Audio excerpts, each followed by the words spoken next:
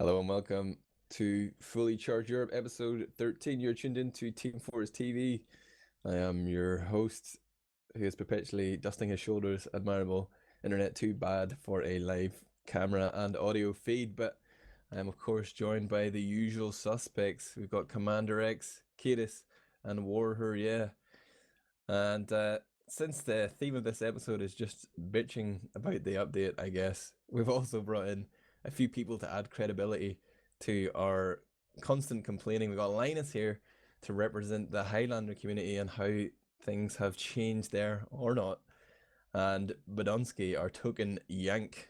Welcome, one and all. But let's keep things moving. It's already 25 minutes late here after those show matches, so I'm going to hand over to CommanderX, the superstar, to give me some news. Yeah, we're going to start with team news. There's only been any real team news of what happened in GG Well Played's camp. Obviously, GDK has been dropped /left/whatever, and Hiss is to replace him. And with that, as GDK was the only member holding it against Yangpai still bearing that grudge about him leaving because they wouldn't cut MSH. Because he's gone, Yangpai is now joined as Rico's going to the army in, I believe, 4 hours and 30 minutes from now. Reactions? Anyone? Obviously, I just think it's straight upgrades all round, really. Can we get like a Rico countdown clock on the stream or something? 4 hours and 30 minutes ticking down until this poor man has to go and fight the army? Until he invades Russia. No, sorry, Ukraine. Why would he invade his own country? I don't know. They're crazy, these guys. Is there some sort of big military recruitment drive going on in Russia right now, or is this just a coincidence? I think it's. It's been scheduled for a while. I think it's just his normal. There's nothing special. It's just the normal call up. Who is the actual scout partner? It's not MSH, is it? No, it's Atomic and Yangpai. It will be. That would be hilarious if Yangpai came back to play with MSH. Wouldn't surprise me at all, but yeah, it's a good change. I played against him earlier in the week, and any demo man that isn't a constant flake and deciding that he wants to play one week and doesn't want to play the next would be a straight upgrade for those guys. But has it come too late in the season? I don't know. They've got some important games coming up this week. Yeah, it's too late. I know they've still got playoff chances, haven't they? And Yeah, Yangpai's proven himself. Like Yangpai is one of the better scouts. You know, you saw the difference he made when he joined Lazy Pandas. He made a big difference there, and he's only going to improve. GG Well Played, but I think the bigger difference is Hiss for GDK. We've talked about it before on here about what a liability GDK is. Hiss will be a lot more consistent, and I imagine he'll also add quite a bit in terms of tactics and comms. What I'm interested, Lazy Pandas, who's their last game against? How does this affect them? I think it's against 425. I'm looking at their thing now. Saints and Phoenix. They've got Phoenix as well, haven't they? So that's going to be good news for Phoenix, right? Because Yangpai was like the Lazy Panda's savior. Yeah, he was carrying quite a bit. He is pretty good. He's better than what I thought he was. It's going to be pretty bad for them. I think he actually got a lot better. Like, I don't think it's just that he's better than previously thought. I think he actually improved a absolute shit ton. To like, when the first time I went play, like, after, like I said, he's either cheating or he's improved like a lot. And I guess give him the benefit of the doubt that he's just improved. But like, it's not that you didn't notice. He actually just got way better. It's probably a no-brainer for him. It's just, even though he's ditched Lazy Pandas, maybe a dick move. It's giving him a shot at the playoffs, and he gets to play with Russians. Well, I guess they're going to be speaking English now, aren't they?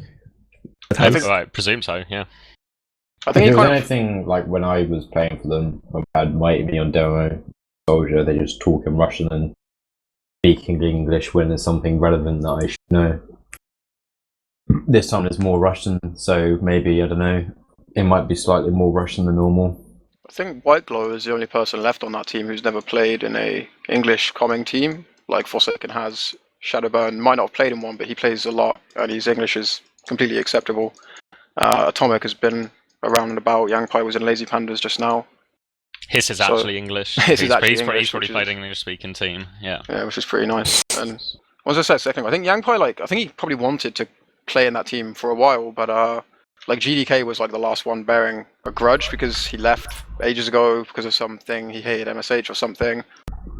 He just quit. and then wouldn't come back even if they offered to cut MSH. He wouldn't come back.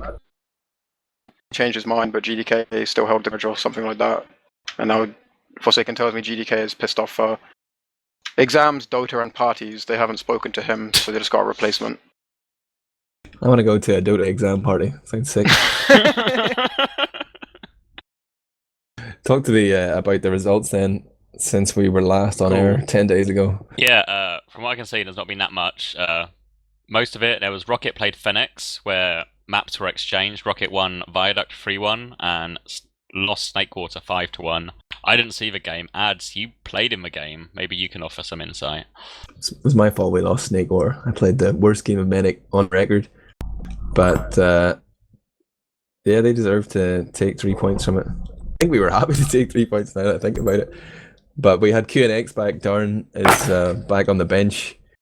So he returned, and we actually had a plan on Viaduct this time. So even though we lost that one to Lazy Pandas, it ended up becoming our trump card in the game. There was a lot of heavy sniper shenanigans by both sides, but we gave the best, so we came out ahead there. It was 3-3. It was a good game. I enjoyed it anyway, but got totally outplayed by Skeech on every map. Congrats. I think based on your other results, 3 points is a pretty decent return on that one. Hey, fuck you, buddy. Well, I'm just looking at like your results over like the time. I mean, like you dropped a map to Lazy Pandas, you got destroyed by various teams above Phoenix. So I don't know. 3 It was points good is for like the a decent playoff race as well, because before the game we were 1 point ahead. And obviously, we both took the same amount of points, so it stayed the same. But it's left it wide open. There's like 4 teams all in contention for those bottom 2 playoff spots. Very exciting. But we don't actually want to go to playoffs, so if we get in, I think we're just going to give our place away. Excellent. Yeah, so has anyone else anything else to comment about that first game? No? Good, cool. I think I've read exactly the result since we were last on air was the one you talked about where Rocket played Lazy Pandas, lost Viaduct 3-0, and then won Process 3-1. Is this what went wrong on Viaduct this time? What did you change? Our soldiers actually were aggressive, because before it was just these 2 Finnish guys, Darn and Hawks, that haven't really got a lot of those actually, but they were both reluctant to jump or do any sort of aggression. I think I remember looking at the logs afterwards. Combined, they had 0 medic picks. I think I watched some of Huey's stream when you were, I can't remember if it was a PCW or the match, and I just remember all the way Dan was just whining about how much he hated the map and how stupid it was. And then I think him and Hawks had both bottom damage and collectively did less than something like the other soldier or the other demo or something like that. I don't think we played great anyway, but I'm going to throw those 2 guys under the bus. Fuck you, Finns. Yeah, I think the only other match is the one that kind of segues us into our next topic, which was the first game post the dreaded Demo Man update, which was 425 against Epsilon, where Epsilon won both maps 3-0 and 5-0 respectively on Viaduct and Snakewater. War didn't play Demo Man for half the match. I guess the result is a little bit like the result was always going to be Epsilon winning, but I guess the most interesting bit is it was the first game in Europe, like high profile game since the update. They had Buttons as well, 425. Yeah. He did well, actually. I know in that Phoenix game where he murked, I gave him a lot of flack, but he was actually not terrible. But, that's the most you can aim for, not terrible. Well, they lost without winning a single round, so you know, I'm not sure how I can praise that performance. Yeah, but I don't know. It was an interesting game to watch. Yeah, it was. You were there. You saw it. Yeah, I saw it. Snakewater kind of just like both demo men, just normal thing really. Just on mids, they were trying to like play it like first couple of mids. They just tried to do the normal demo man exchange of damage thing. Then realized they were doing no damage, so just kind of lay down stickies in strategic places and try to wait, like play the longer game, play more pipe heavy. And then on Viaduct, War just straight up gave up on demo and ran heavy the whole time. So as soon as Epsilon won the mid fight, it was just fucking impossible for 425 to do anything with War, Bash, Kyler, and Tech just all protecting Nox. There was just like no way through with Mike as well, and it was just, I don't know, really comfortable. Fucking hated it. So we were on heavy a few times today as well. We're in the show match on Gully Wash. We were trying to bring out the heavy outside of the mid fights, but didn't stick at it. What was that all about? I then realised that, holy shit, I can't play with this ping. I've never had them before. Thought I'm gonna stop now before I make more of an embarrassment of myself and just stick to doing 5,000 damage per map. Is there any more results to look at yet then, or will we go into the meat of the show and we should go to the meat of the show. All that's left is upcoming leftover games. Riled up for this segment, guys.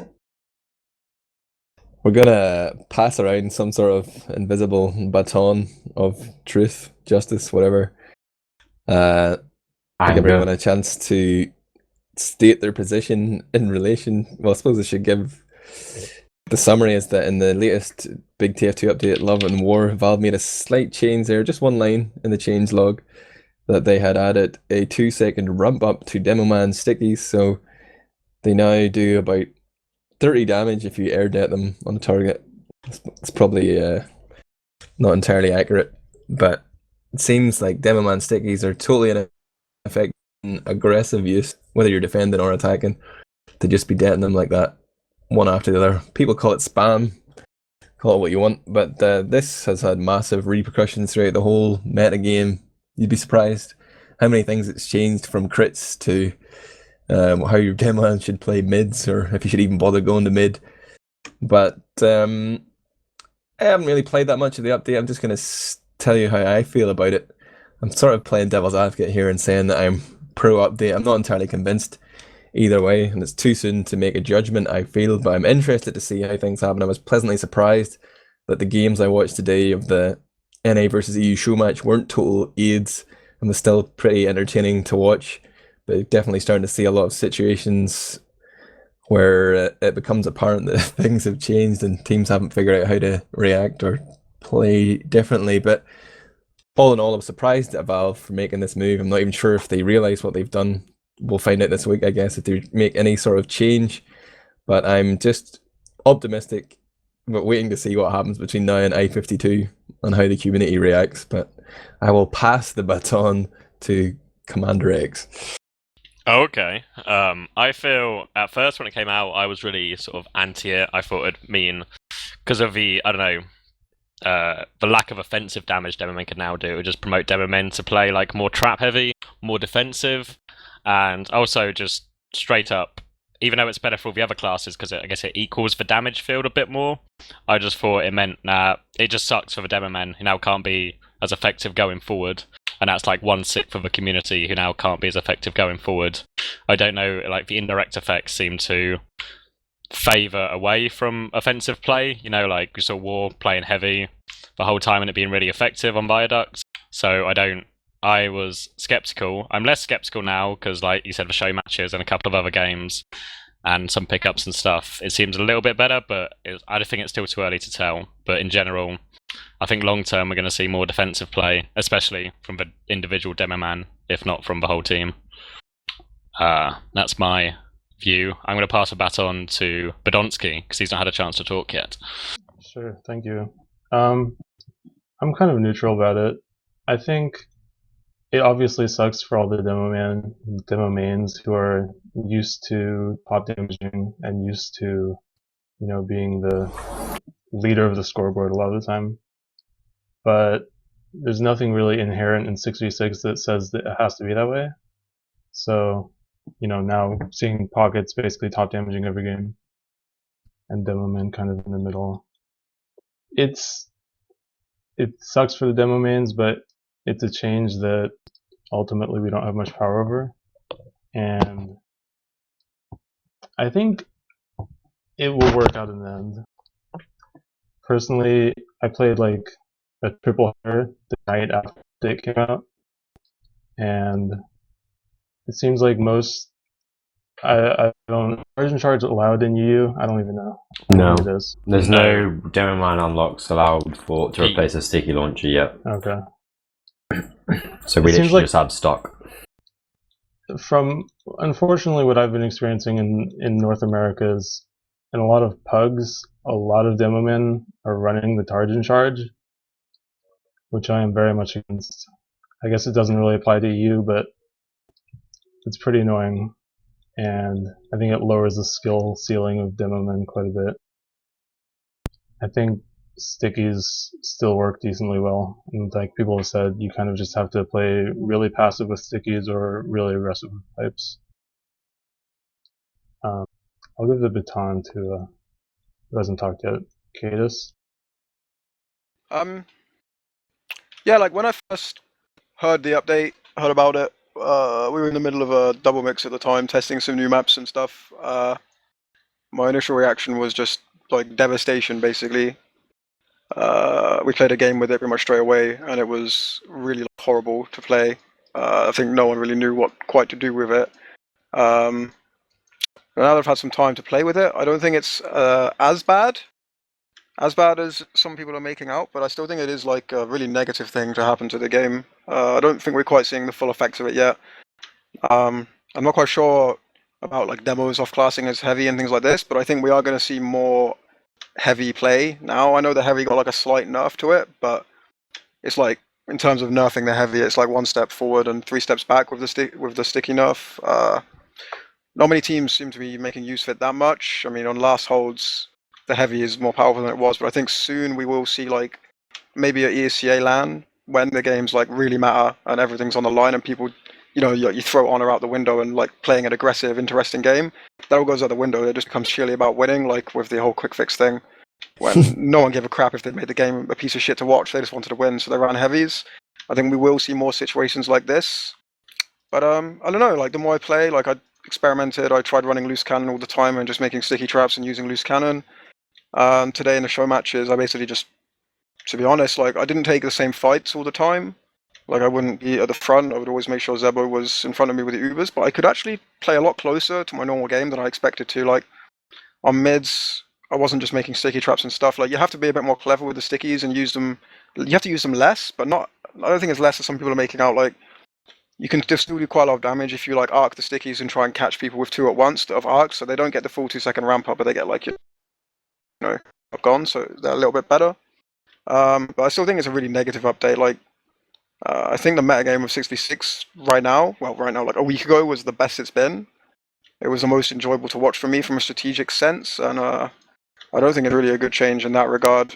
I would really hope they don't take stickies back to how they were, because I know there are a lot of people unhappy with how stickies were in some situations, but I think how it was before is better than how it is now. So if they find a middle ground, it'll probably be ideal. But yeah, what really concerns me is what heavy is going to be able to do now, as well, and also pyro, because like pyros before were like a demo's worst nightmare, but like you could still get the odd sticky through. Like if you were pushing, like a pyro's denying your combo from taking an Uber in, you could stand behind them and spam, and even though he's reflecting, like you could get a few stickies through, and each one would do like 80, so the pyro would go down. But now it's like you get a few through, and they do like 20, so it's like not even that much help. So I think these classes, even if people say they're like class variety, I don't think these classes are. I don't think they make the game more enjoyable to watch. They give it more variety, and like there's all these people saying with the Targe and Charge in America, it's the most enjoyable TF2 they've watched in a long time. I think those people are talking bullshit and probably have ADD, and they just like seeing new shiny things rather than seeing an actual quality game of TF2. Strong words. So yeah, I guess that's my bit. I'll give it over to War. We haven't had your. Yeah, my opinion is it's a lot of bollocks, and I fucking hate it. That's a bit different. It annoys me. Like I know, I just want to be able to play pyro. I think off classing like could probably feature in situational maps. I think on Go Wash off classing will work. I just want to play pyro on it because I know I can smash people, but Nox won't let me. It makes me sad. But yeah, I don't know. I think it's just a bit rubbish. I think it's terrible for. And as you said, the way that 6v6 was going, it was really, really good. I enjoyed actually watching the games, and the thing is, Demo Man wasn't overpowered in 6v6 because, you know, what we have to do is just get close to him, pretty much dead. The thing is that most people would just pocket him or have a decent protection, or the Demo Man would just be able to position himself. That's the thing that annoys me, is that most like Demo Men are just overpowered because they're not retarded. They don't just sort of run straight at you where you can kill them. They just stay behind because that's what they're meant to do. Like in some ways I understand the change because, you know, stickies are meant to be used defensively. I don't think they ever intended them to be used in an aggressive mindset. But it's not our fault that we just made. I just don't understand like why change it after 7 years. Change seems a bit drastic as well. You know, if they do anything like bring out another weapon that, well, apparently there's been a few ideas like second sticky launcher that doesn't allow you to put them down as traps, or the damage is less after a second when they've been on the floor, and do the sort of normal damage as it comes out. You can't really trap, but you can just go aggressive. That just seems pointless because, you know, maybe they should have thought out that change when they made it. I think this change just sort of seems a bit rash, and then you have to crap and then backtrack further down the line. Having said that, they might not backtrack at all, but if that happens, then I can just see TF2 becoming quite boring because pushing last is going to be pretty difficult. I mean, yeah, there was sort of you could kind of see it in the show match. Okay, actually, we couldn't because we got wrecked on Gully Wash. But if you imagine pushing into Gully Wash last with like a pyro, sentry gun, what are you going to do against it? You can, you know, put 2 soldiers in, but the spam has to be pretty much spot on. They have to be on top of each other to like spam on a heavy and a sentry gun. The pyro is just going to mess things up. Yeah, you know, the Dareman was the counter to. I don't think the change to the heavy is enough. The change to the Dareman has just made heavy stronger instead of the other way around, I feel, because it's going to be really, really difficult to take out a heavy. If I think it was today when I ran a heavy in the show match, I think it was their demo, they tried to put stickies down on me to kill me. I just shot them. They couldn't kill me. But still, I just don't think it's bad. I mean, there could have been better options. Personally, I just stupid, but well, that's my thoughts. Weren't you quite open to it? Yeah.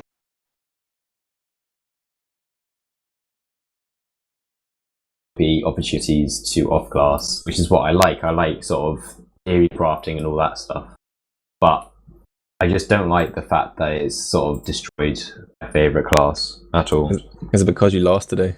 Are you mad? No, we were going to lose anyway, regardless, because I'm terrible with the changes so far. Like, when you play Pocket Demo the entire time, then one evening you have to go from playing Pocket Demo to just take part in any pushes. Do nothing. Like, I'm always used to being in the forefront of the push, and I think that Epsilon are still used to it because Mike keeps on going aggressive and I just get left with knocks, and then a scout rushes me and I put stickies down. It does like 20 damage to him. He's got a buff and I'm just like wimpily like moving my mouse around like a magic fucking wand trying to pipe him.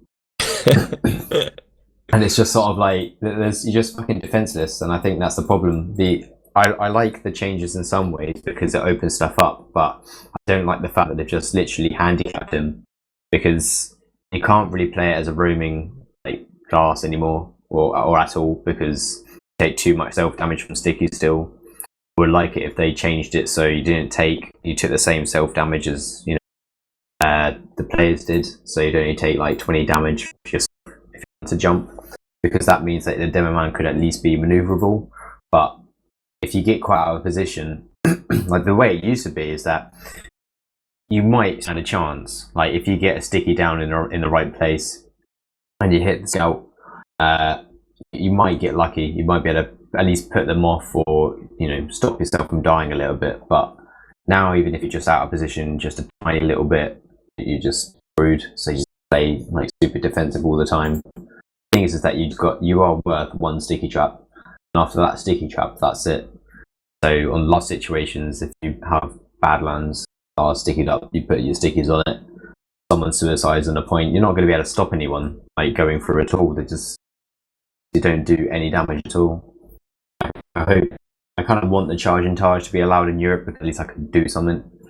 But at the moment, having said that, I played one official, and then today I played one map against GG Well Played, and I played the show match with like 120 ping. So maybe it's just because I'm incredibly frustrated playing what is a relatively frustrating game. Let me step away from the minutiae of 6v6 and ask Linus what does he think about it from a Highlander perspective, or any perspective you like? Well, I pretty much agree with War in terms of 6v6, and I think it affects Highlander even more in a negative way, because I don't think Valve really thought about this unlock, because a lot of the other stuff in the game was designed with the demo man stickies in mind, with the damage it used to do. For example, the sentries with Wrangler. Like, I think it was War that brought it up, that pushing last with the heavy sentry pyro is really, really hard, and you pretty much do that constantly in Highlander. And I pretty much think that Highlander is completely unplayable if Valve is not going to change the damage back, or at least tweak it a little. We pretty much have to ban the Wrangler. And it also changes the combo. Like, pretty much every single Highlander team would use their demo as the pocket, and because he did the most damage. But now, clearly, that's not going to be the case. So I guess soldiers will probably have to get more heals, which will mean the soldiers will actually have to put some effort into their game. And yeah, like, they might even be forced to use the direct hit to destroy the sentry. So I think it's just making the game worse, really, for Highlander, and in my opinion, 6v6 as well. How much have you played Highlander since the update, like in a sort of decent set? I actually haven't played because we're on a break at the moment, so I was actually looking at some other teams play and look at some logs, and yeah, like a couple of logs show that heavies actually outdamage demos, which I never seen before. What about unlocks? Like, obviously Highlander is a place where there's plenty of options for the demo man. Is anyone trying to mix it up? Because it's not the case you can just not play demo man. You have to play.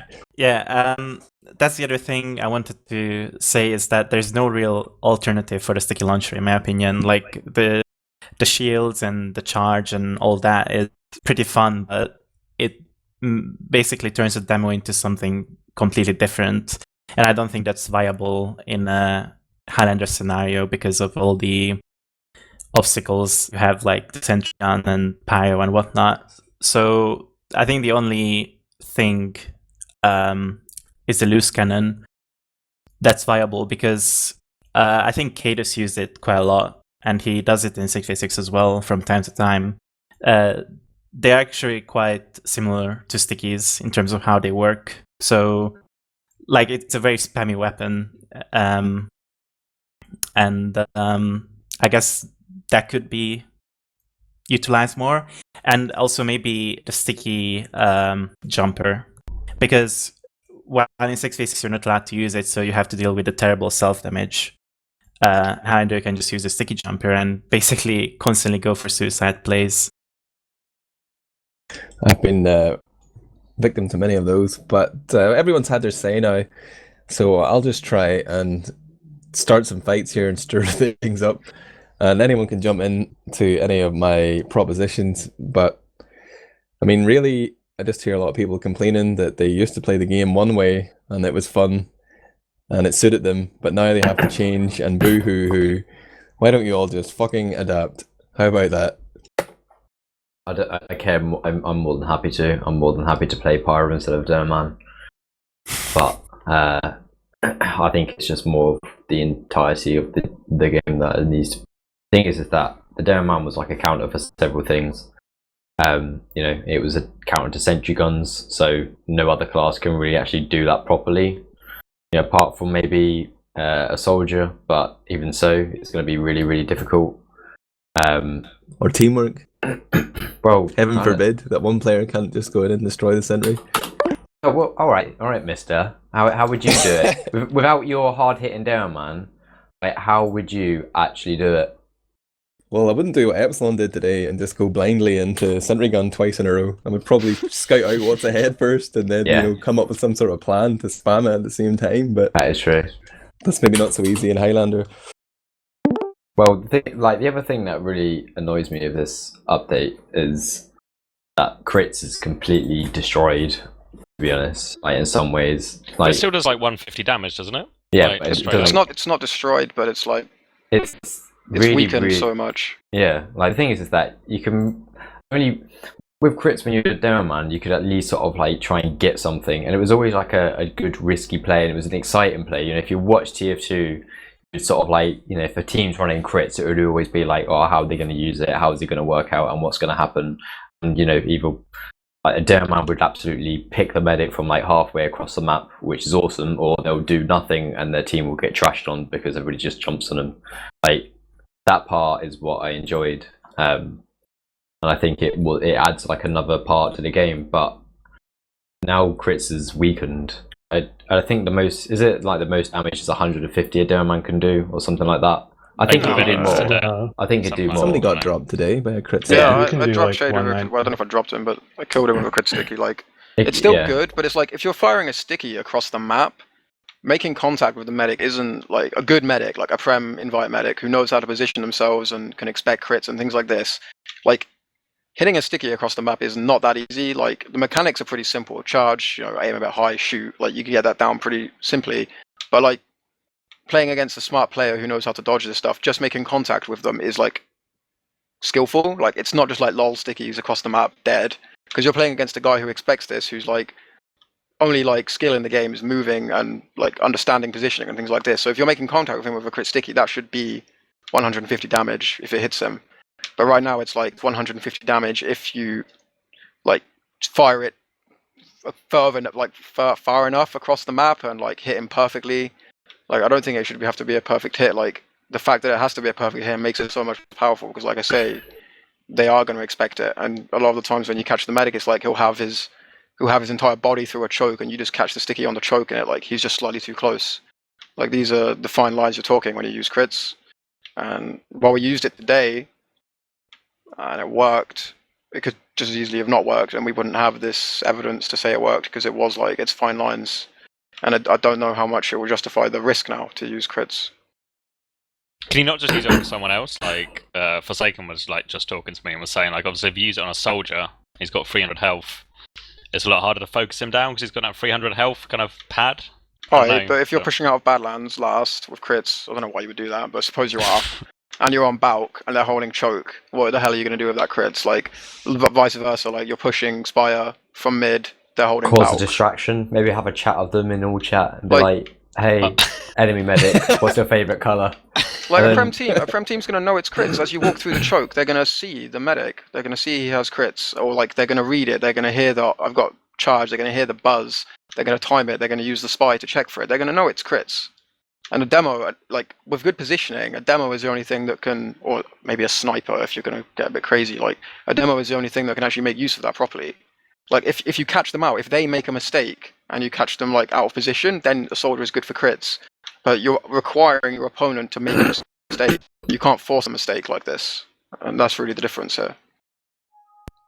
Do you think you guys would be okay with the update if crits did a minimum of 150 and sticky jumps were affected by the ramp?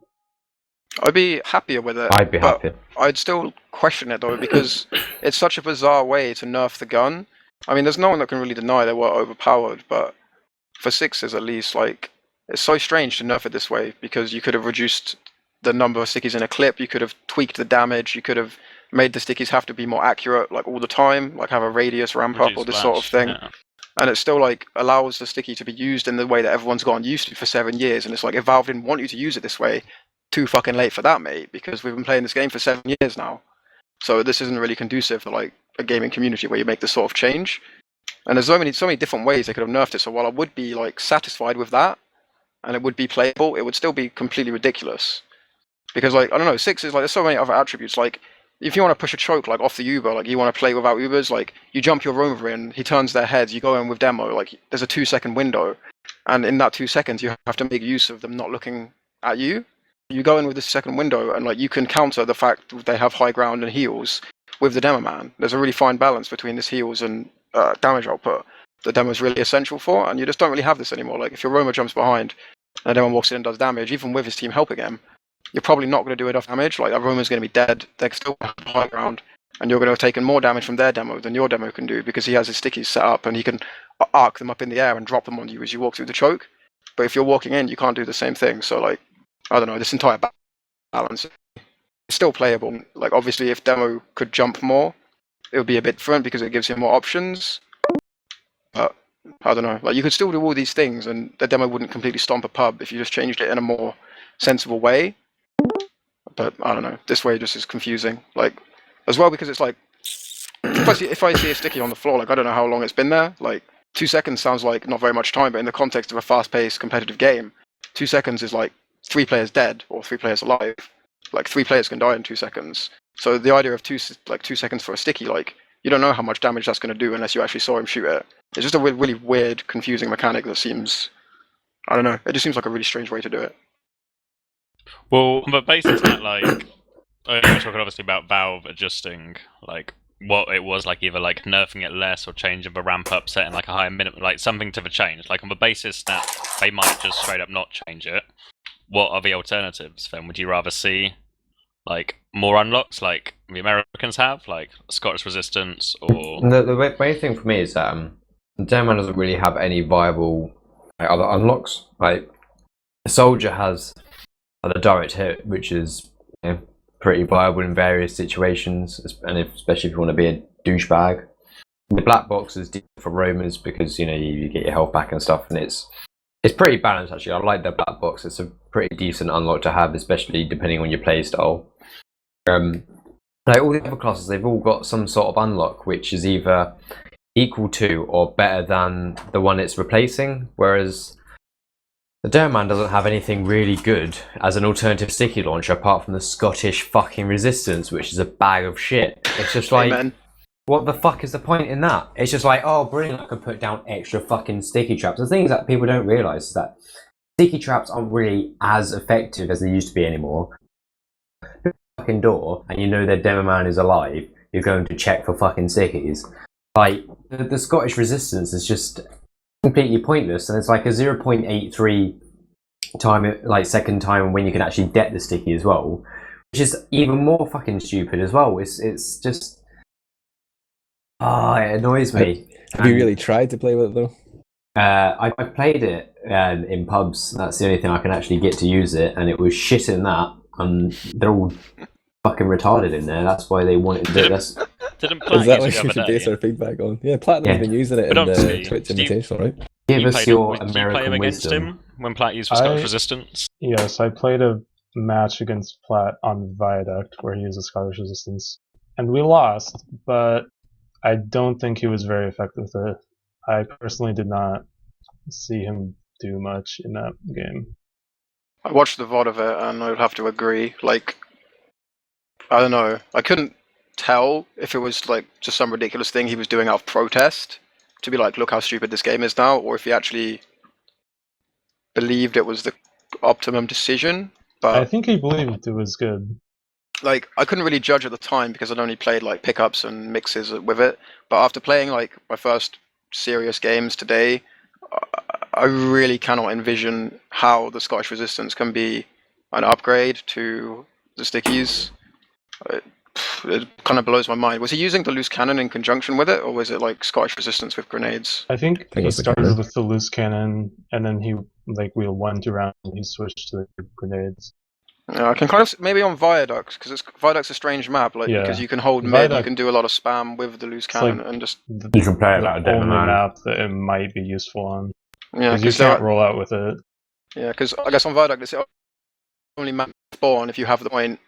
In theory, if you play a perfect game, you're going to do no pushing whatsoever. It's the only map where that's the case. Like any other time on a map, unless you're just going to total last, if you spawn, you want to know that if you win that fight, you have the means to push on and be aggressive off the back of it. Whereas on Viaduct, if you win a fight, all you do is you sit there and wait for them to come again. So I guess, yeah, I can't see it being that good on other maps. Like, it could be like an interesting side grade holding last in like a Uber v non-Uber situation or something like that. Now that stickies aren't as powerful for like if you put stickies on the point, dead them. Like after that, point focus is devastating now because you can't kill people on it so easily. I can't really see it being that good outside of this. I don't think there's a way you can destroy all sticks at once, is there? because like, well, when I've been using it, it's just like you just put your stickies everywhere, and then you just fucking wave your mouse around like you've got Parkinson's. Hope that you hit all the little beeps noises and dies. It's just. Is it just ones you're looking at, or ones you have your crosshair on? Ones you've got your crosshair on. You gotta fucking just gotta put it in DirectX 9 as well. Game so you can see him through the wall, and then you just gotta. If you don't, you just you literally just have to do like a 360 spin everywhere and just watch the sticky counter turn to 0. Then like there'll be one left, and you'll be like, "Where the fuck is that?" But yeah, I just think it's stupid. The only thing that I think is viable with unlocks is about the charge and targe, but it's a joke. It looks so AIDS. Like I don't know, it just looks so AIDS. My pipe aim is decent because of that unlock. Because all I do is in public, I just use that weapon and I just completely shit on everyone, and it's just hilarious because if you've got the normal shield, you just you get blast resistance, you gain health as well, and you just run through their base, just piping everyone, and just cutting off people's heads, and you just charge out. So this is how competitive TF2 is going to be. It's going to be a load of bollocks. I think like the new one gives you like full control on the turn rate. Oh, the fucking steering wheel thing. Yeah, like so you can just like use it, just spin straight to the medic, and then like cut his head off, whatever it is, and then you can just go straight out because your shield's recharged. It's just like, it's just upsetting. And things is that is an alternative to the sticky launcher. Also, like if you play Targe versus sticky launcher, if you have a sticky launcher because of a reduced blast damage to the Targe because of a Targe, you're doing like no damage to the other demo man if he's running the Targe. I actually tested this with my team. If you run Targe and you get healed by your medic, another demo man can't kill you using stickies. You literally get healed faster than you take damage. That's ridiculous. That's real AIDS. That's... Like, I really, really hope that the Targe doesn't become the alternative, like the solution, because it's not really a good solution. Like that would be a disaster. Like it could make the class more effective, but it's a game changer. Like that's not the game I picked up 5 years ago and started playing. That wouldn't like if I had like tuned into pwnage.tv 5 years ago and seen people with fucking shields like charging around the map decapitating medics, I would have laughed my ass off and been like, no, this ain't the game for me. I'm gonna go play. Would have loved that shit, man. Yeah, he would have, but ultimately, Leo G was a nice, jolly guy. But, yeah, like that's not the game. Like I think a lot of people would agree that's not the fucking game that I signed up for. That wasn't the game I want to play. Like it might be viable and like you could say like if you hate change, you hate freedom, America, fuck yeah. Like Shield's a new meta, but that's garbage. Like who the fuck wants to play that game? Like it takes away so. Like if I was to describe like my favorite part of TF2, it will be mid fights, getting to mid and having the sticky exchange with the enemy demo, getting early damage on scouts. Like these sort of subtle bits to the game. Like it goes so deep. Like if you play in Prem at this level, like the decision making behind these sorts of fights, like it goes so deep. Like it's my favorite part of the game by a mile, and there's so many examples I could reel off of similar situations.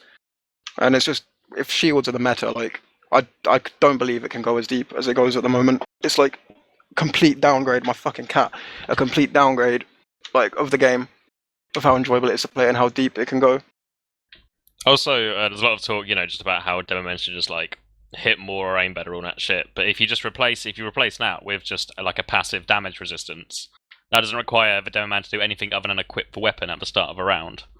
Like, and they just get rewarded. Like, they can take extra damage. They don't have to be in as good a position, and they can just keep getting away with it. Like, it doesn't really promote anything. But they can't sticky things. There is a trade-off. Like, there's a trade-off, but I mean, it doesn't like take any more skill to use the shield. Like at least with stickies, you do have to put them, or you have to know where to have them. Look at that. If you've got the shield, like you can, and you hear the medic come around the corner, you don't need a fucking sticky trap. You just charge around the fucking corner and chop his head off. And it's just or you just do 100 damage pipes from point-blank range. And then the other thing is that if you chop his head off, then you just charge just like the direction he came in. Like to me, sticky traps, as I said, reiterate, they aren't as effective as they used to be. The reason why Demoman was overpowered in some scrubbers' eyes on public was because of the spam and the amount of damage that you can do in quick succession, not the stickies. Obviously, Valve have taken that in mind and they've made it so he can still use stickies, but he's not going to be able to do as much damage as quickly. And maybe someone could help me out here, but like, isn't one of the like kind of the crucial ways Valve balance their game now is they look at the statistics of how much weapons are being used to others. So like, is it possibly the case here they've literally just looked at stickies and been like, okay, compared to other classes, they're using the stock weapon 10 times more than other stock weapons are being used. So they're just literally nerfing it, like, at least in part, because they want this variety. Like, arbitrarily, they want this variety in their game for no good reason other than variety for its own sake. Like, instead of making the other alternatives good, let's make the one that they use even shitter. Then you know, that will fix all of them. The thing is, I'm not going to use like a incredibly fucking retarded example, but here we go. Dota. Now, if anybody here plays Dota, Dota balancing is just like done by one person. He takes advice from pro players and stuff. I'm not saying Valve should do that with tier 2. But who the fuck gives a shit about competitive tier 2 anyway? Like, it's terrible. No one really cares, even though it's better than most people. But anyway, the way like balancing is done in Dota, and I think some other MOBAs as well, that if something is overpowered, you don't directly nerf what makes it overpowered. So if sort of like a hero has a ridiculous spell that does a ridiculous amount of damage, they don't necessarily use that as a direct nerf. They'll do something else to cripple that person. Like as an example, there is a support player in that game that is ridiculously good with an AoE spell. Like that, he's got like loads of utilities. Like this guy was beating every single Dota game.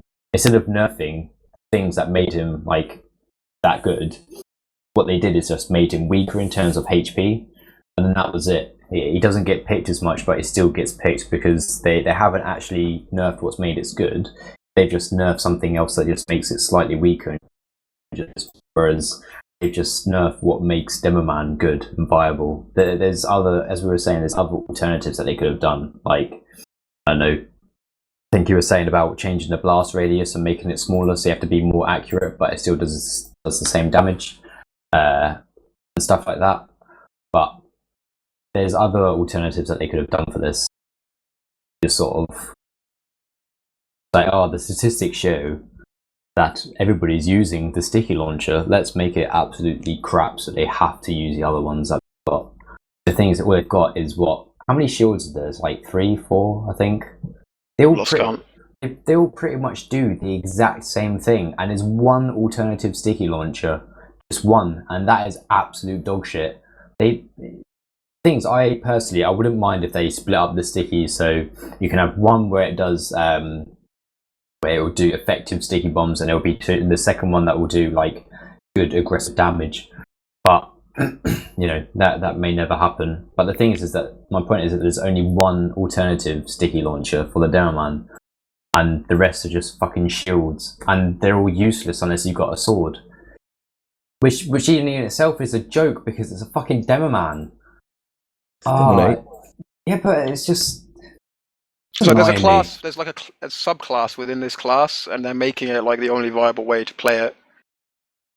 Just yeah, the thing is that it's like having a heavy without the fucking minigun, and he's like 2 times quicker. It's just completely flipping a class that's on his head. It's like they couldn't think of any viable or creative differences for all of his weapons. They're just like, all right, let's make a shield and sword. At first, it was like, all right, it's a bit of a joke. But it was all right. I thought it was good in the end. And then they were like, okay, we need a new Demoman weapon. They couldn't think of anything. It was like, yeah, fuck it. Let's just bring out another fucking shield and another sword or some shit. And it's just gets me riled up.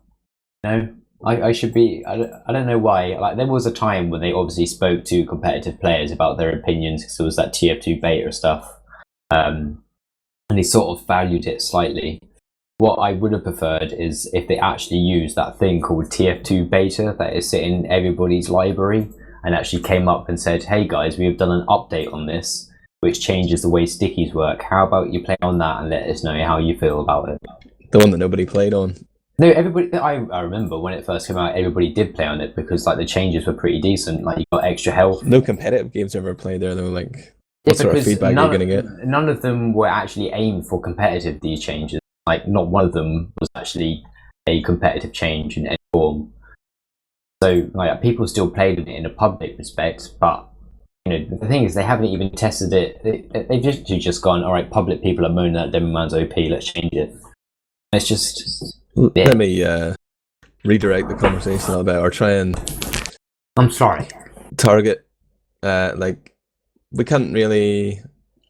We don't know what Valve's logic was. Some people thought it was to do with the parachute unlock they added the base jumper, that they nerfed it to make that less OP for having demo men on pubs, whatever. But couldn't they just nerfed stickies when you use that item? Like how other things reduce damage of your other weapons if you... Or either way, like Valve as an alternative. Valve have said that they need to do something to the sticky launcher, and even within our community, the fact that it's been so split shows that there is at least some appetite for changing stickies or nerfing the demo man in some way. But then at the same time, you're saying that stickies are terrible now and all the alternatives are terrible too. But if you were to make a proposal to Valve about what you would like to change, some sort of compromise in between the old stickies and new stickies, or even a change, could you give the demo man a better primary weapon?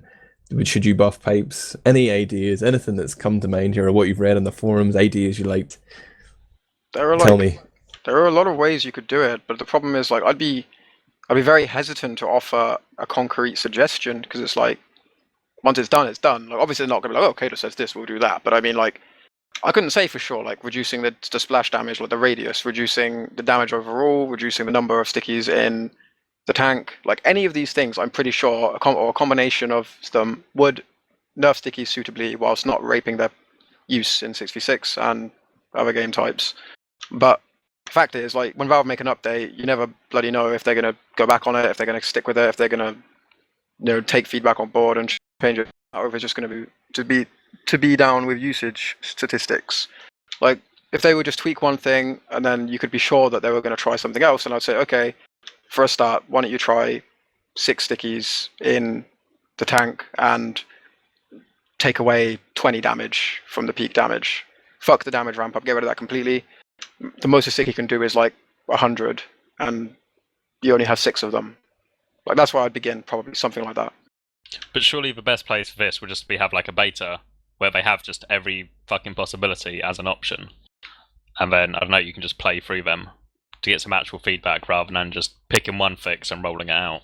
Well, yeah, but that's, I mean, that's never going to happen. Like, that's why it's so hard to actually put your finger on a change, because, like, I don't know, it's not like we don't play a game where you could try something for 2 days and then know that if it doesn't work, it's going to be changed again. Like, I mean, the quick fix, I don't really know, like, when the quick fix was first brought out and it was terrible, I don't know how long it took them to buff it.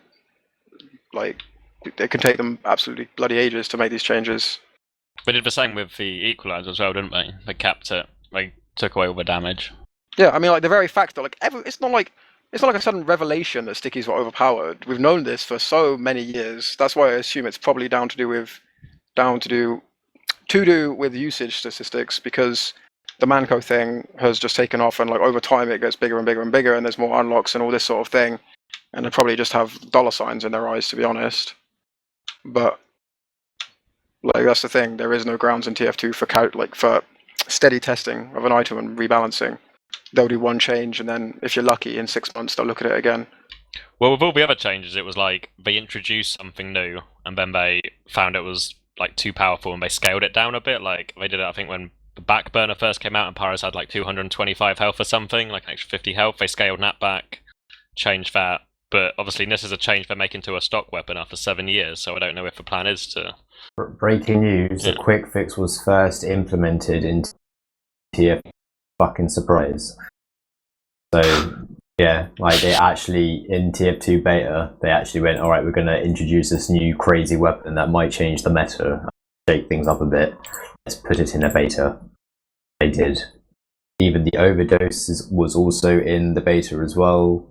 The Solemn Val was also in the beta. The Vitasaur was all in the beta as well. Sydney Sleeper was in the beta. The Enforcer was in the beta. So there's a lot of stuff. Tell me what was in the beta. That was in the beta that has actually made it into the game because they used. What's your point? I thought you were just complaining minutes ago that they should do a beta, and now they're doing a beta. No, the thing is that the beta's been taken off, and they've just thrown in these stupid changes and just launch it in, and it's just annoying me because it's just like they could have had something that would have tested these changes. Where if they had a problem, which is the demo man is overpowered, let's use an environment where we can test these changes. Because then they could have tried maybe 3 or 4 different variations of a sticky launcher. And they could have gotten feedback of which one was the one that still made Demo Man useful, but not completely useless. And that's the sort of problem with it. And the thing is that they've done it before with weapons that are now in this game that are sometimes used often.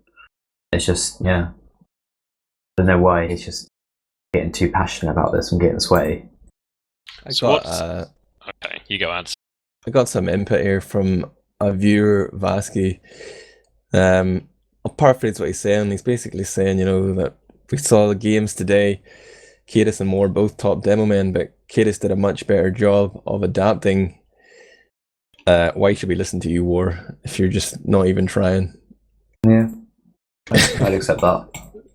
But I'm totally despairing here about Demo Man. Are you too close to the problem? Are you not really trying to step back and think how you can change the game or how you can play differently with your team? I've got alternatives, but it's just whether or not my team allows me to do alternatives. The thing is that the way that I played was Demo Man, so it's going to be harder for me to transition away from that because I'm used to the past 3-4 years to always leading a push, doing top damage, and when something happens to sort of change that, you are going to struggle to adapt time first. I can't stop that from happening, but I have to get used to it. I don't want to sound like I'm trying to. I don't know. I don't want it to come across the wrong way. I'm asking because I'm not sure, and if my suspicions are right, I want to make a comment based on it. But how many seasons have you played Demo Man in Prem? I'm just curious. 2. Is that including this one, or is it? Yeah. So it's 2 including this one. Yeah. In which you played 1 game, because I know that you rose higher in Prem faster than most demos do, but a lot of demos when they first come to Prem, after a season, they kind of realize they have to adapt anyway. So I don't know. I think maybe you could look a bit on the brighter side of this, because when I first played a season in Prem, I was a fucking idiot, basically. I just jumped around. I know I still jump around like an idiot, but then I literally just jumped around like a fucking moron. And after a season, I was like, right, this ain't quite going to cut it, and you had to make this adaptation anyway. So I don't know. I feel like maybe you aren't so far gone at this play level. The ones that TSM, the way that we played it was it suited the style because Klar was a fucking idiot and Forsaken was a rover. And because Clark kept leaving Bite, I had to be the pocket demo because I had to stay with him. I think in Rocket I sort of played the pocket demo a little bit less because Ox and in Epsilon, it's how they played as well. And to me it just seemed like it was the strongest way to sort of do it. If you had 2 sort of soldiers that can just go in, because then I can do the damage, they jump in after me and they just hit whatever I hurt. Yeah, I definitely agree that there's going to be adapting that I need to do, but the problem is that the way that I had played is, I don't know, personally to me, it seemed like the better way, and it worked to my strengths, which is a very, very DM based sort of play style. And if it gets results, then that's how I play. I had no reason to sort of really change it until there was a pocket that was incredibly good and medic and pocket combo that was very. I think that's the only reason why I played how I played, is because most of the teams I played in, there hasn't been such a solid combo between a medic and a soldier, so I can't really impede on what they do. Sort of had to fill the void. Maybe that's just the reason, but I don't disagree with the fact that I need to adapt, but I can't adapt just in sort of from one evening because it's just difficult. I was I didn't mean to sound like people are saying laying down the law in chat. I didn't really mean it like that. I just meant if I the teams I've played in, MIG, they wanted me to be this pussy whip bitch. In TT, I had to follow X-Fane around. In DCM, I could do whatever the fuck I wanted. In BFF, we do different things every week because people get upset and change main callers. So, like, I don't know, like, I don't know, I don't think it'll be that bad in the end. That's all I'm saying. I have a question to the demo men in the channel. With all the other classes, you have a choice how you play the role. Like, you can play the aggressive scout, or you can play the passive scout, or you can play the aggressive soldier, like passive roam, aggressive roam, all that.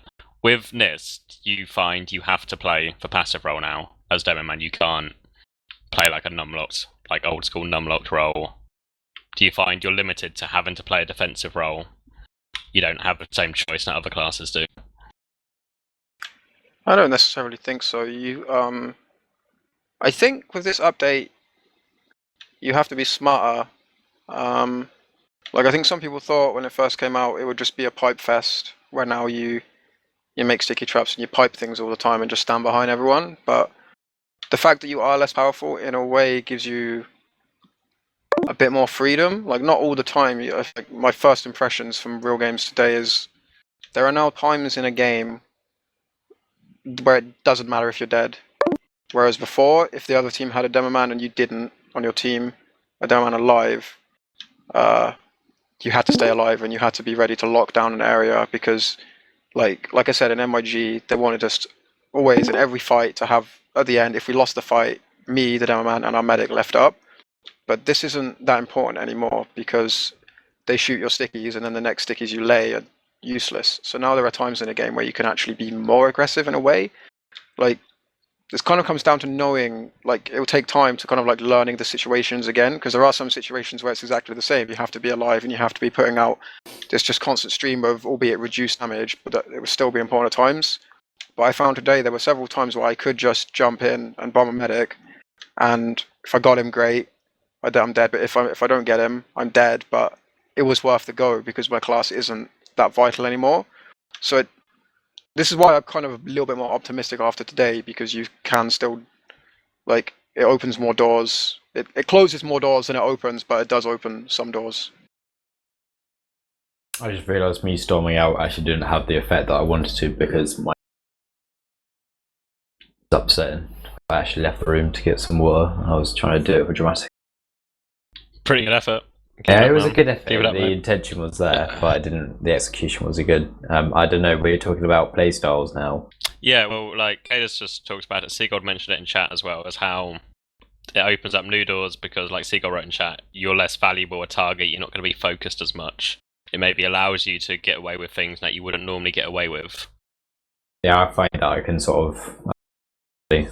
I find that there's sometimes when I'm a bit secluded and alone and a bit of a sitting duck, but I find that there's also sometimes where I play. This is why I'd prefer if there was less self-damage. Now, I can't really say in terms of the unlocks. Maybe Bdonski can give us some insight on this, but for me, I just feel like I have to maybe play a little further away. I don't know how they play it in America, like in NA, if it's exactly the same. Can you tell me? I mean, I think with my limited knowledge of EU TF2, I think you guys put a little more heals on your demo and play a little more aggressive, but it's pretty similar.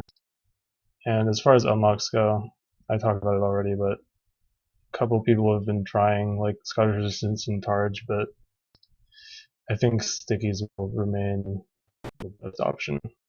Like, does if people, well, as obviously people have the option, are people running Targe more? Are they running stock launch more?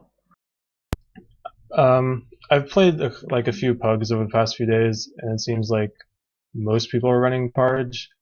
But that might just be because it's new and they're just trying it out for now. What do you think is, like, what's actually stronger though? Like, do you think that Targe is actually stronger, but you don't want to run it out of principle, or is it just... I think stickies have the potential to be stronger. And maybe I'm just being a pussy. A higher skill ceiling. Like, I don't know. Maybe it's confirmed then. I'm just shit at this game. I'm moaning for nothing. Like, for my games today, I found that Mike is just now the focus of all the Ubers and everything, and I'm more there as sort of like, you know, I think I made an amazing anecdote in a All Mix about Damn Man being potato salad at a barbecue. Like, he's not really, you know, everybody comes in with all these nice food for the barbecue. You know, like really nice selection of meats and stuff, you know, good drinks, crate of beers. And I feel like I'm just sort of showing up with a potato salad. No one really gives a shit, but they're still happy that I've done it. Sort of, I don't know. Maybe You've talked about it before, haven't you? Like about maybe Demo Man could become like a utility class. Do you think that's actually feasible? From the maps that we've played, it's Demo Man is still needed for Badlands. I felt, because it's a very, very open map. I've tried running it with Pain Train as well, but I've always ran Pain Train on Demo Man before because I played Pocket Demo, which means that I still had that to my advantage, which means I could still cap. Because I normally have a lot of health. With Badlands, you have to run Demo. I think there isn't really an alternative to it, just because of Middle and Spire are quite open to each other. Guidey Wash, to playing it, I really, really do think that there has to be a better alternative. I think the Guidey Wash, apart from Lars, is quite weak for a demo. Because it's just, I find it quite difficult and awkward to fight. The choke points are quite small, and even though you can put stickies down, like they can force themselves through as soon as you pop your stickies. And it's very, very difficult for you to fall back, because on Badlands, if you get, like, let's say you're attacking Spire and you get caught out, you want to jump away, you can jump to choke and go round choke. Yeah, on Guidey Wash, it's harder to do that because of how the map's laid out. There's like a lot more walls. It's not so clear cut to escape and stuff like that. So personally, I think I really, really, really, like, I am absolutely gagging to run Pyro. It's insane. I think it could be really, really good. But I haven't really had enough time to sort of try it. Like Granary again has to have Demo, I think, because of the map. Like, Demo Man is too powerful on second. Mid is very, very good because you can lob pipes over still. I think the entire map is very, very demo friendly in sort of that regard, and I think most other ones apart from Viaduct. I think Viaduct demo, Heavy is probably a better choice. But it's just situational, and I think there can be options to class, but it's still early days. That's the only part that I'm excited about, to be honest. This update is to be able to play Pyro, my one true love. Let me keep things moving, and I think we've been on air for like an hour now, but some of the things that have come up then, update, I don't particularly think this is a good idea, but you know, we saw Anakin update in TF2 to give people the option to revert the changes, and now there's some people talking about pro mod for various other changes that have affected, and we've heard even Linus say that, you know, Highlander is unplayable now.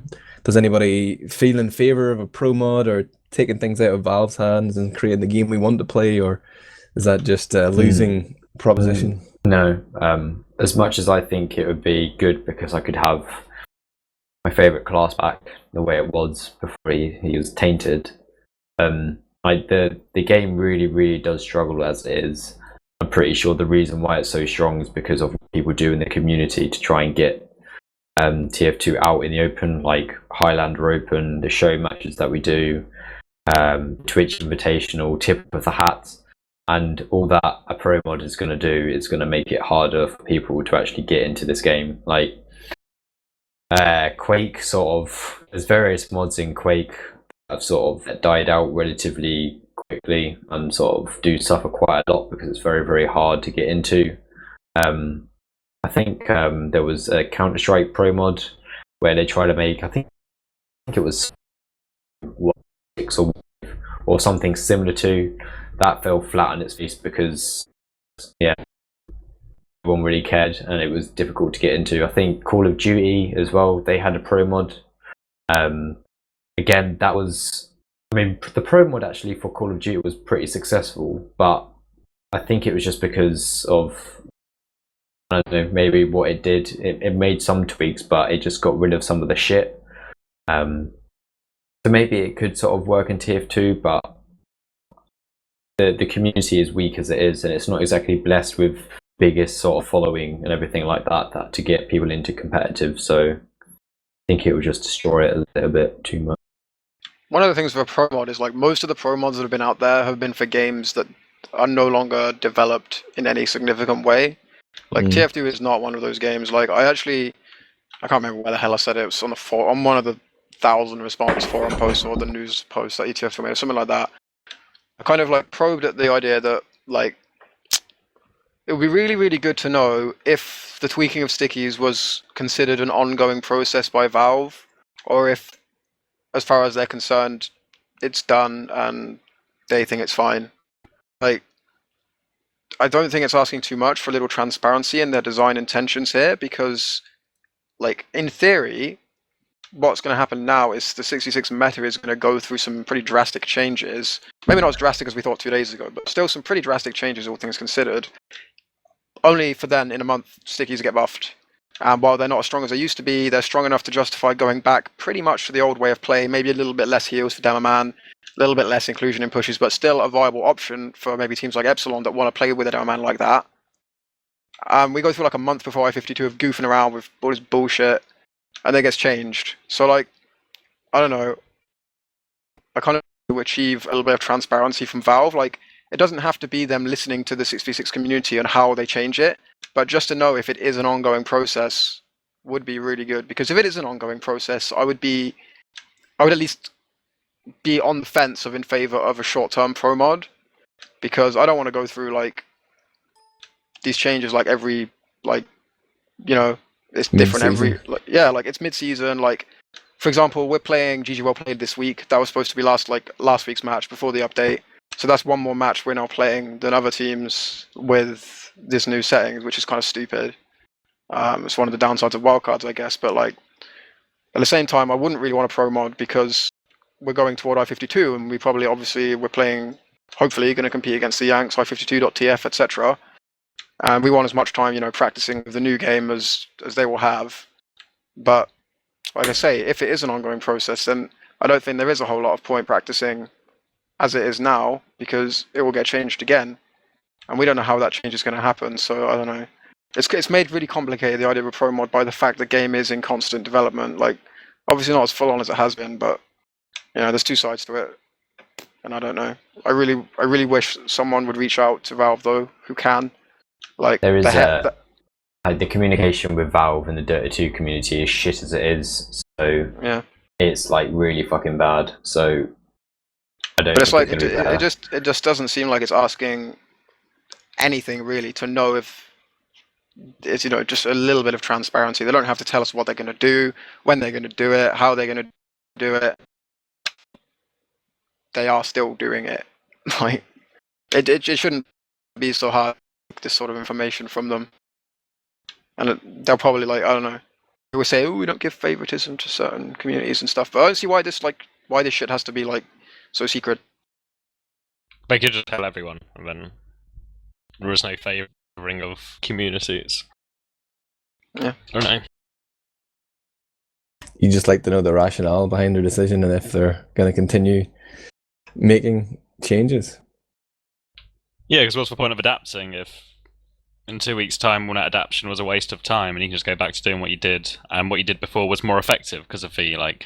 So is everyone like holding their breath right now to see if there's a change or a patch coming out this week whenever Valve are back at work from the weekend, and then after that, what's going to happen?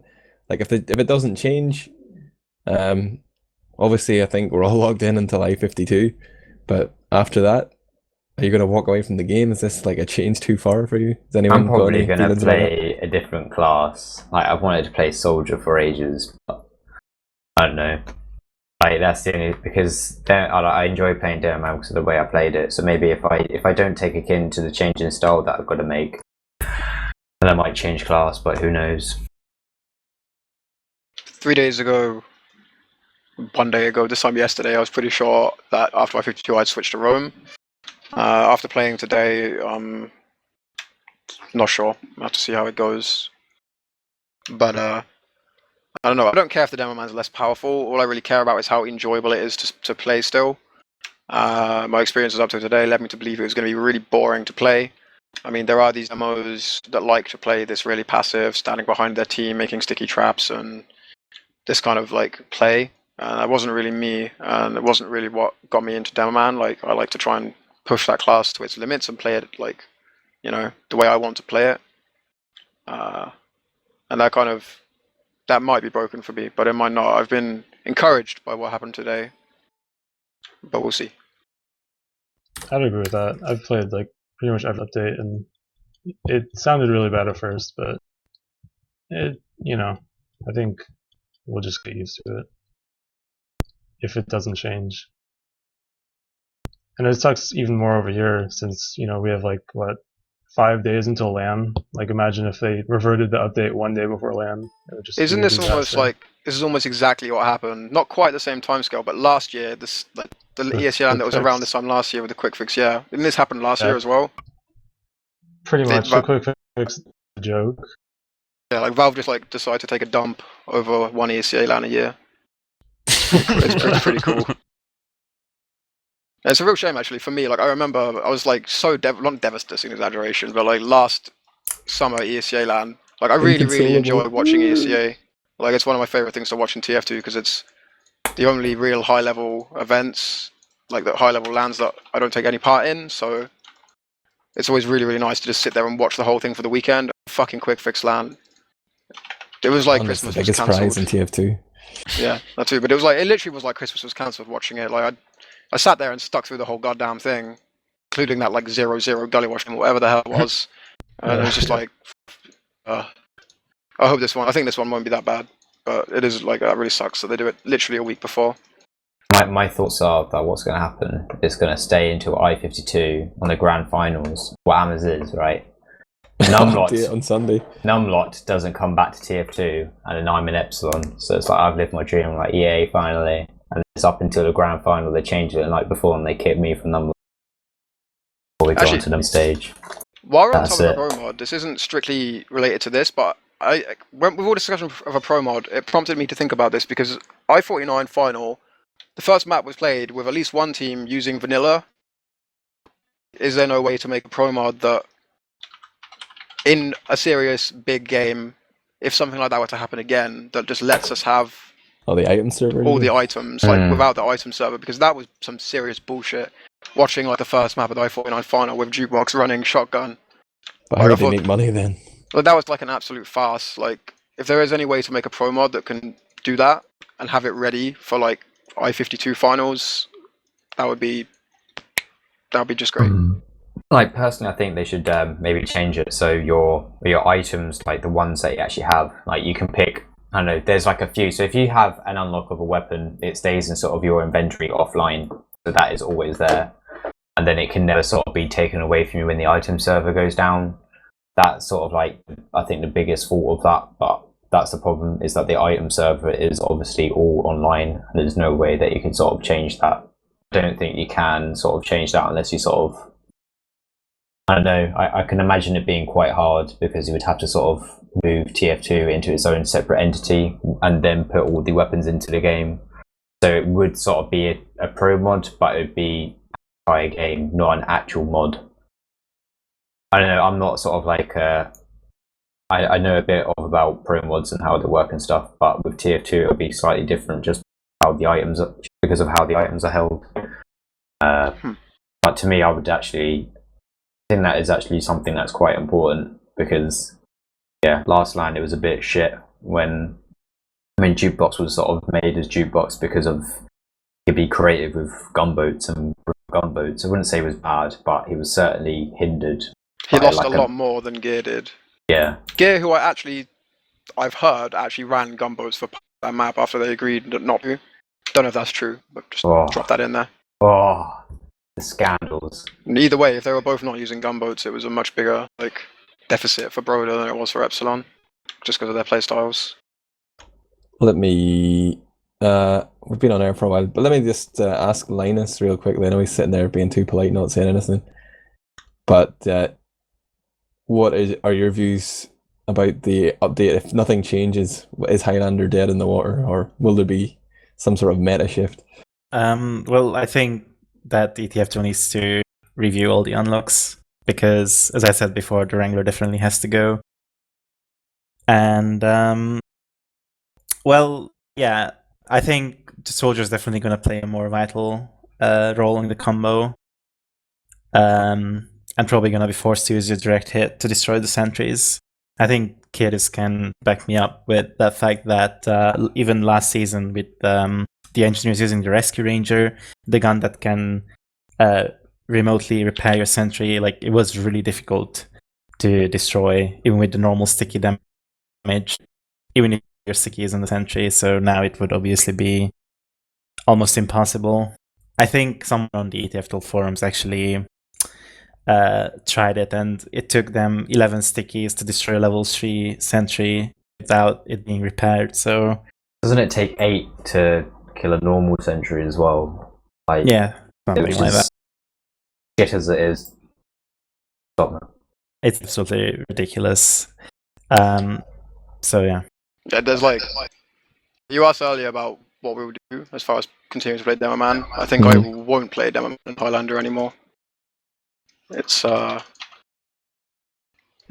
I think It's part of the the fallout from this update is that I think Linus alluded to this right earlier on, but that now that this really powerful weapon stickies has been taken away, so many mechanics in TF2 are visibly broken, like the Wrangler and Air Blast and various things are becoming like even more of a pest than they were in the past. Like this one change really requires so many more changes if Valve are looking to make like a balanced game in air quotes. Yeah, I don't think it was playtested properly by them. I think they just nerfed the stickies to accommodate the new item they added, the parachute, and they didn't really think of the consequences that it will cause to the already existing mechanics game. Because like I could almost understand if it was something that had inadvertently affected sixes because we've like built up this game within a game, but like Highlander is TF2 in my eyes. It's like 9v9 of each class, and if that's broken, then you know something is obviously not adding up. But at the same time, then I see we did mention Platinum earlier in his Scottish Resistance, but like his outlook, just reading through the forums and stuff, seems to be very positive. He's like, yeah, you know, this is good, deal with it. But like, why is Platinum feel this way, West? Because it's a direct buff to his team in comparison to other teams. Yep. Is it that simple? Is it? I reckon so. Yeah. But he's also like traditionally kind of hated playing demo, but always been forced to. So I guess there could be an element of it there. But I mean, there is no fucking denying that it leads completely into Mix-Up's hands to have demo nerfed, because it's been like a notorious problem for them for a long time. And regardless of the garbage TLR and Harblu were posting, saying it was a joke of a class, they both never actually managed to make it work for their team. So they what does Bdonski have to say about that? Sorry, you guys are pretty much spot on with that analysis. I always felt that they undervalued the Demo Man anyway in like teams. Like they didn't even put Harblu on Demo Man 1. I mean, they've kind of always, whenever that team has been successful, they've had TLR on Pocket, who is pretty much the heal pocket, the aggressive pocket, so they never really have a chance to have a very superstar demo. It seems, even so, the thing is that like Tech have Banny, like everything that was against Mix-Up, they always had a team that had a good opposite number. I don't know, apparently Mix-Up's results recently have been pretty too, I've heard. But I don't know, I've always sort of contributed that they've always had sort of a weak demo man and they keep on undervaluing it as a class, which, yeah, I guess if you've got TLR as a pocket, it sort of makes sense in some ways, but they just seem to let whoever feels like it have a go. Like Platinum had a go originally and actually turned out to be pretty good. When Platinum decides he doesn't want to go, I think like TLR had a go very briefly, Seagulls had a go, Harblu had a go, all with varying degrees of success. And now that problem's just been taken away from them because now Demo Man's not as important. Banny can't dominate a game like he used to, so or any other Demo Man like Bdonski or someone. Like they don't have to worry that their Demo Man can't match up anymore. Like when they come over to Europe, they don't have to worry that they're playing against kaidus or Numlocked or War. They don't have to worry about it. Just about tags you in there, buddy. Yeah, almost. They don't have to worry about that now because Europe have pretty much always had a demo advantage, in the variety of top level demos we've had, but now that's not a bigger thing. Mix-up, I guess, stand the most to gain out of this update, personally. I don't know if Europe would have come into their mind that much with the demos, because I think if most of Mix-Up would tell you that Banny is the best demo man in the world, so I think it's pretty much about that for them. They would say that Banny is better than all the EU demo mans, so it's just like an afterthought, I guess. If Banny is nerfed, then that's all they care about. Okay, well, sorry, go ahead. As you know, no mind, carry on. Just wanted to offer the chance to wrap this goddamn show up and we could look at the games ahead, unless anyone has any burning issues or thoughts on the update that you want to get off your chest. Speak now or forever hold your peace. Thank you. Wait, what? CX, do you want to wrap up this segment of the show and look at the games ahead this week? We talked a lot about Demo Man, so I'm sure there's a lot of food for thought.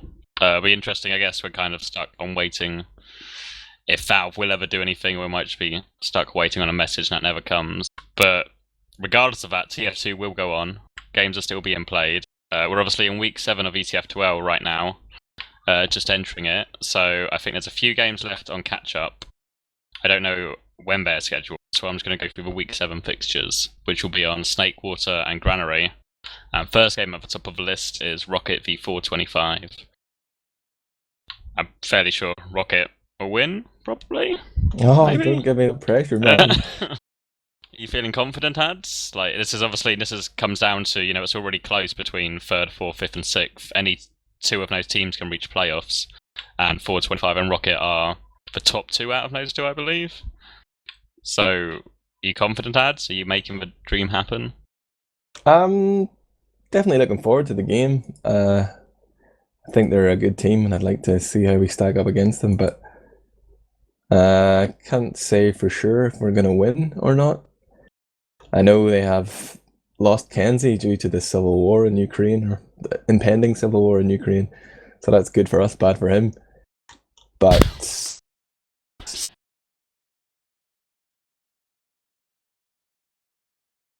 least a map.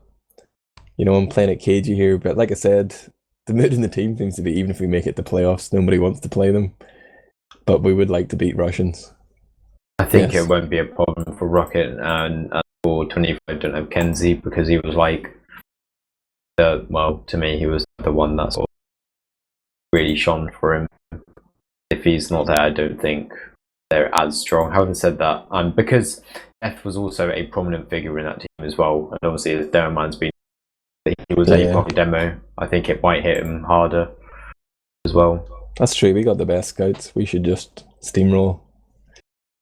Yeah, so we'll take 6 points, no problem. There's another game that day as well. GG Well Played versus Saints. Is that worth talking about? Nope, let's move on. And the other games is obviously FedEx versus Lazy Pandas, which I guess is of mild interest, I guess. I don't know. No, without Yang Pai. No, Yang Lazy Pai, no Pandas are in hope. contention. They can't get enough points. Well, they're on 4 points, right? Yeah, they're screwed. I don't know, because of the changes, I think Lazy Pandas might be a chance, because if I'm honest, Zoop is a really, really good pocket demo man. He's actually done very well this season. So if they do get a point off, it might be because of him. Because I think him and Yang Pai were sort of the best performance when they played against Epsilon.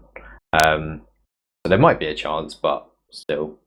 I know, man. Forsaken's on fire this season. I've got faith in the new look, not so Russians. Anyone else got any input on Lazy Pandas versus GG Well Played? Depends how his adapts. Alrighty. Is it? Are they playing? It's Fenix, not GG. It's Fenix. It's Fenix. Yeah, oh, you fucking troll. Depends how Rib adapts. Whatever. Please enter Demo Man name here. Fuck it. Where am I at? Yeah, obviously the final game. There are a few catch-up games that I'll try and figure out which ones they are. But obviously it's Epsilon versus Osomniac the big showdown of the top 2 teams. Anyone want to jump in here with a prediction? We'll lose because I'm shit at this class. From what I saw today, I would bet money that unless Mike plays extremely well, that Somniac will take it. 6 points. I would bet money that Mike will play extremely well, though. So. Actually, yeah, having said that, this fucking change has really sort of suited him, and he seems to be quite monstrous. Because I think the somewhat downside of Mike is that he just sort of jumps in because he knows that he's got somebody with Nox still. Whereas now Nox is sort of trying to keep him with him, and yeah, I think it's sort of better for him that stays that way because shit on everyone. But what's the deal with Kyler? Was he just not here today, or is he said his computer won't turn on? Did he spill his dinner on it? No. That might affect your practice schedule this week? Is it fixed? Mike is in France, and if I'm honest, some of the not many people are very proactive on getting games and stuff, so I'm not 100% sure on Mike's been spamming Europe. Yeah, but there's no one else. There's no one going to be able to do it now. When's he gone from? He's gone now. He's going to France tomorrow till Wednesday. They're going to Tech's birthday. Is that it? That's ridiculous. Yeah, so actually, Tech's probably not going to play as well, maybe. Wait, is that real? I thought that was a joke. Are they actually going to Tech's birthday? Yeah. What? It was like I think it was a joke that turned into a real thing. Yeah. Alright. Although when they get to France and Tech's house, Tech's will be like, mate, I was joking. What are you it's doing not even there? the right address. They just turn up at fucking Demal's house or something. Yeah, so I don't know how much we're going to play this week, but I don't know when the game's even going to happen. Another big game then, one from a previous wildcard from week 5, double wildcard, 425 versus GGWellPlayed.pro. That should be a sick game, but unfortunately it's on the same day as Epsilon versus Insomniac, so unless we can get 2 streams up, we might miss that one. But like the Battle of the Russians, this is the game that's been building up for 2 seasons. They hate each other in Div 1, they hate each other in Prem, but now both rosters have changed right at the last minute. Are GGWellPlayed too strong for 425 without Kenzie? I think they are with the changes, yeah. Without Kenzie, their best player was Def, and Def's just got nerfed. So Def can't influence the game as much. They like to set stuff up for Def to clean up. I don't know if it's going to be as effective with the new update. It's not going to be as effective, it's whether they can still make it work. Yeah. I don't know. But they play against them. They sort of put their eggs in one basket, to sort of coin a phrase. The soldiers seem to be there just to sort of throw themselves at the other team, and then Def and Kenzie would sort of clean up, and without that I don't think they I don't know, I'd say drastically change their game plan. They might struggle. I can honestly say to this day, and this has never happened before, I still don't actually know who is Pocket and who is Roman in that team. Yeah. Like their soldiers are just like an afterthought. Like after like Kenzie and Def. Isn't Anak for Pockets? Mm-hmm. I wouldn't put money on it. But couldn't have told you Anak was a soldier in that team. Wait. Shayu is Anak, yeah. Oh, he's the Roma. Wait. Because he was playing back. He's in Pocket, mate. He was playing black. Lippy. I don't know, I really like that matchup because it was like 425 with this work ethic. They sort of made the most of what isn't a really impressive roster, but GGWellPlayed were supposed to be like the Russian superstars, and they were losing over the course of this season, but now right at the end they've just gone and got more superstars and it looks like they might win. I think that's heartbreaking. Obviously it's all going to tie into the 3rd and 4th place race. Like there's a bunch of other I think there's one other game as well. Am I right in saying one other game? Oh no, 2 other games. There's 2 other unplayed games. GGWellPlayed versus Insomniacs, which is unscheduled, and Lazy Pandas versus Saints, also the relegation unscheduled. battle. But there'll be a mop-up week next week, I guess, as well. Week 8. 2 great games. So instead of doing like individual, should we want to predict who will get 3rd and 4th? Since 1st and 2nd is already tied up between Insomniacs and Epsilon, but there's still 2 more spots to remain for. Do you want to do predictions for who will gain those last 2 spots? Let me look at the table. Oh dear. It's between Rocket, 425, Phoenix, and GG Well Played. But points are pretty tight. I think it'll be Rocket and Phoenix. Wink. Okay, I'm gonna go Rocket and GG Well Played. I want a Russian comeback. GG Well Played and Phoenix. Jason? Yeah, they win. Bdonski. Even has no idea who they are. 0. No one will get it. I'm sorry. Linus. Who's going to make it? I believe in Rocket and 425 because they have buttons. Oh, the butt nose factor. I hope GG Well Played lose. Just, to prove a point that all these snake maneuvers, stealing players and recruiting people right at the end of the season. Well, they do have this on their team, so it's natural that it was going to happen. Yeah. I think this has already taken over the team and poached It wouldn't be an Yang episode within unless we 1 week. bashed Hiss for a while. Yeah, just Get wait. into it, Next guys. season, GG Well Played will just be TLR, but with the same sponsor. And they'll just take their friend spot. Sorry, Forsaken. I know you made the team and you ran the team, but I think it would be a lot better for the team if we got Traxantic in. Do you remember the Italian team once, Forsaken? Well, no one does, and I'm the reason why. All right. I think... Do you want to plug That'll I-52 a bit, maybe? Before we bow out? oh yeah, we had these show matches today. Let's fucking got it though. I thought we would raise more money, but maybe I'm just greedy. It's fucking ridiculous that you don't. Well, I say you that there wasn't like a pop-up whenever someone donated. And I'm pretty Oh, sure yeah. the link and the URL for the website was in the bottom right corner in like Yeah. a tiny font above the Team Fortress TV logo. The only time I noticed it was when I was looking for the time left on the HUD, and I saw this little number down there. I was like, "Oh, there it is." No, wait, it's not. It's not that. What's what's the load of it? I-52 dot? There's Yeah, it's a bit blurry. I-52.tf minutes left. So feedback then for the actual tournament that decides which teams get to go. I guess will be the next big opportunity. You would like to see the fund stuff on screen more? Yeah, dude, Literally just Yeah. that yell shit is about like it. crack.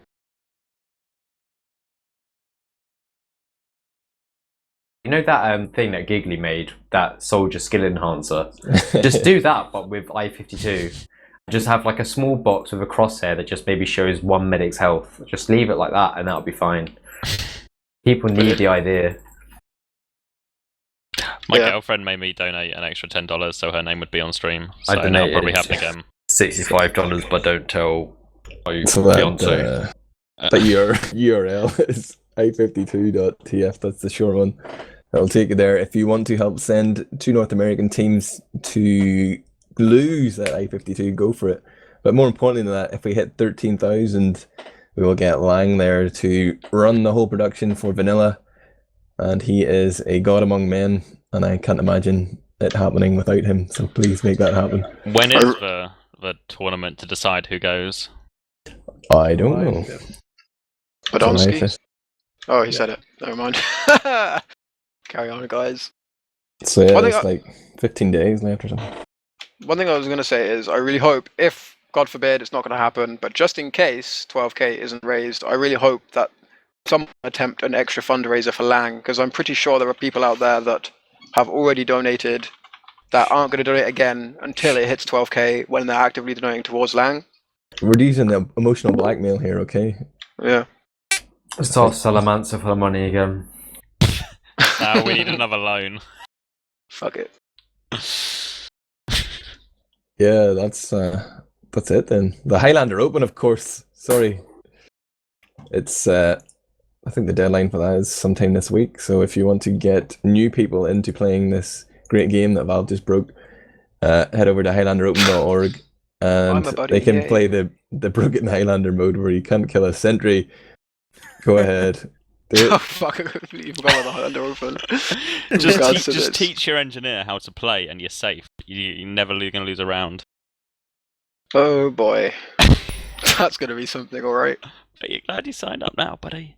Well, I don't know if I'm actually going to play, but I'm going to You're going to coach him from the side. It's like, I'm going to be shout like, encouraging phrases over mumble. I'm going to do literally what you said and be like, build a fucking sentry, wrangle it, win, off you go. Ignore their sentry gun. There's nothing you can do about We've it. got more Highlander as well. There's the Nations Cup coming up too. I'm sure that'll be covered by Blackout non-stop. No, anything we're missing here? Anything we should promote real quick before I fall asleep? Nope. Just Excellent. please actually donate to There's no- i52.tf because Has it would anybody be good got a if they blog? both come. Any blog not writers again. out here? Well, it's fucking redundant now, so there's no fucking point, is there? Because everything I What's mentioned was Demo the Man one that was blog? fucking pre-update. Everything So- you've written is now pointless. Yeah, if you want to go, if you want to visit what is now a defunct fucking blog that will tell you how to play Demo Man last week, Capsule. then head over to WARHURYEAH.com for all your shitty Demo Man needs. Maybe one day I might update it for relevant things. Just be an article that would just say, "Don't bother trying to spam the point because you do fuck all." A blog on how to play Demo Man 3 years ago. Yeah. Mate, I should have fucking milked it as much as I could. I should have asked for donations and shit. One good thing that did come out of that update was that the Tip of the Hats hat is now in the Steam store. So if you want to represent Tip of the Hats, buy one. Even though it would probably make more sense to just make a donation to the charity itself, so Valve wouldn't get half the money. But still, Yeah, but it looks it's cool. easier. It's easier for you to buy a hat than to go look up their website. It's Do it easier all to in game. justify that, yeah. But yeah, I think that's it. So thank you and good night. Shoutouts, please go for it. Thanks for coming on, Linus and Bdonski. Thanks to John for welcome. streaming. Shout out to Osomniac and Engine Serve. They're the best. Oh, professional gamer, promoting sponsors and everything. Shout out to Hildreth for captaining the English Highlander team. Shout out to Butnose and Fenrir. Wait, Linus, are you not the captain of your country? Was it Hungary? Bulgaria? Yeah, no, it's Hungary. Hungary? The Hungarian is full of too much. Scene is full of too much talent. I just couldn't make Penguin. the cut. You not them Penguin? I don't actually know that many Hungarian players, so I just let someone else. He's talking shit. He wrote like a 2,000-page application. 2,000 word application. Comes when I told him to go stick it. Shout out to exertusesports.com. Shout out to me. Shout out My to the relevant blog. and my fiance, who I apologise for spending £65 to spend some shitty team to America. She found out. To I know beat she's you, mad you at just me. paid for someone to come over and beat you at Well, TFC. no, I'm not playing at LAN, so I'm just gonna be casting, so it doesn't matter, does it? Don't sound too happy. You sure? Are we done? Isn't I'm I not going to like come back to casting. this AIDS? I don't know. I wouldn't fucking come back if I was out. Yeah, to be honest. Yeah, I think he should they should let him come out, but not come back, but not tell him about the update. Well, And then when until he that fu- happens, just and let then- him yeah, and drive then all when the way they to fucking Coventry. and then when he fucking played, he sort of walks over the point and Sticky's doing fucking 20 damage. And you're like, what the fuck is this?